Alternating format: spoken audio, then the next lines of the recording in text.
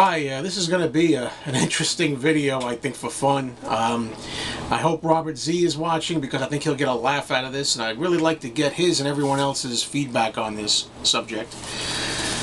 Recently, James Dashner from the vinyl community made a video where he basically asked us, what kind of junk records do you have in your collection? Show us what kind of crap albums you have that maybe are falling apart, have split seams, or scotch tape, ringwear, or records that look like they've been mowed over by a lawnmower, you know?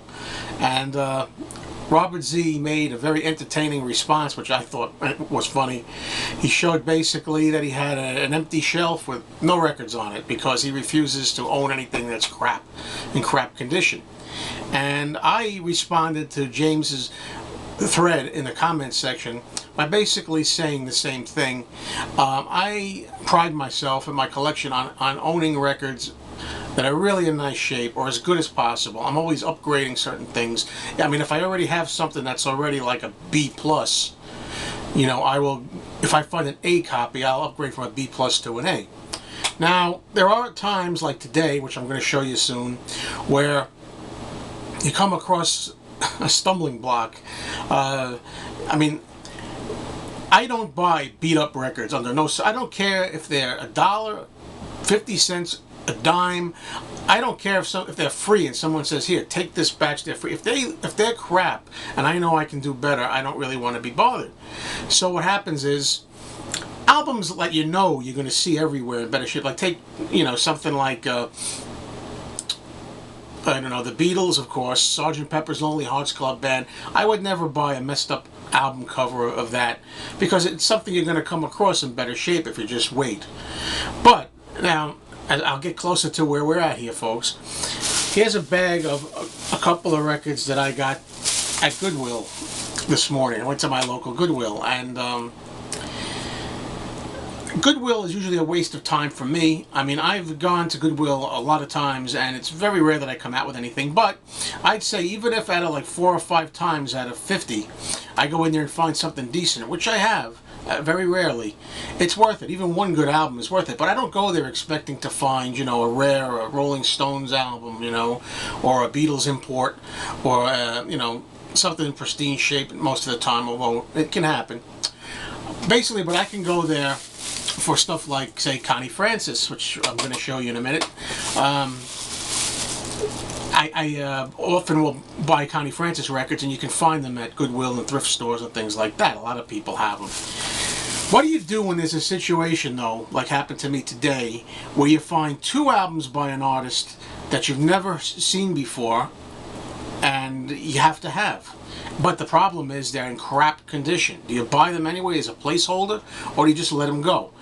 You know, if I'm going to go in there and I'm going to see a copy of Neil Young's Harvest album, which is a good example, I've seen a bunch of Neil Young Harvest albums that are leave a little bit to be desired, but I wait it out. I'm not going to buy a subpar copy because I know that that's a common enough album that I'm going to find a good one. But in the case of these, I found 2 Connie Francis albums,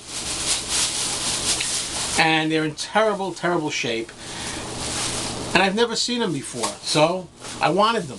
But they were beat to hell, and here we go. Get a load of this. Oh, a piece of the scotch tape fell off. Oh well. I had a piece of scotch tape hanging off here. That was really funny, but look at this thing. Called Connie Francis, Follow the Boys. It's from a movie by the same title.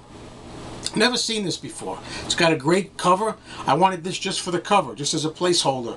I don't have this album. But of course, we got problems like, there's the record over there, coming out of the bottom.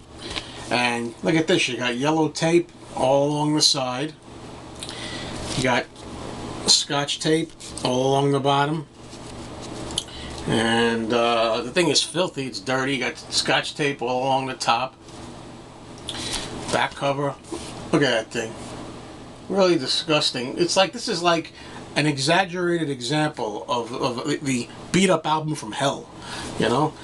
Look at this, even a piece of Scotch tape over there, which I don't know what the deal is with that. I don't know why they had to run a piece of tape here. Maybe something split there too.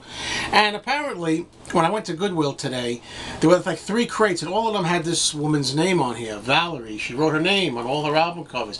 I guess I'm lucky in this case that she wrote it on the bottom, because I've seen, there were albums there where they had the artist's face right in the middle, and she wrote right over, like Perry Como's face, Valerie, right over the face. I mean, I couldn't believe it. I had a chuckle when I saw this. Now, what do? I've never seen this. I've been to record stores, flea markets, garage sales, thrift shops, and I've never seen this album before in my travels over the years. What am I going to do? Just never get it? Is it better to, well, that's my question here. Is it better to get these albums to fill a hole, or just to pass by and say, no, I'd rather have nothing at all? Even if I never find this album again in the rest of my life, I'd rather not own it at all, rather than have this piece of garbage in my collection, right? And get a load of this. The record itself, it's not even the right record. You know, I knew that when I bought it. This is another Connie Francis album. This record's beat up to hell. I got the other album of this, by the way, and in better condition than this too, so I really don't need that. I got it just for the cover, and it was $1. And I don't haggle people, especially for $1. But I went up there and I asked the woman at the counter. I said, this thing doesn't even have the right record in it. You got Scotch tape. Can you do like a quarter on this or something? She would have no part of it. I had to pay the $1. So anyway, I filled another hole, but I can't wait to find a better copy of this one. All right, the second one is not in as bad shape, but it's pretty bad. It's by the same woman. This whole batch was signed by Valerie. So if you want Valerie's autograph, you got it. There it is, Valerie again on the top. I'm lucky that she didn't write it right over Connie's face here. So we got one called Connie Francis, Filthy. We got some, whatever this is, Scotch tape residue or whatever on it. Also $1. And I bought it, so another one that I saw this one online before, but, at least, but I've never seen this in the wild.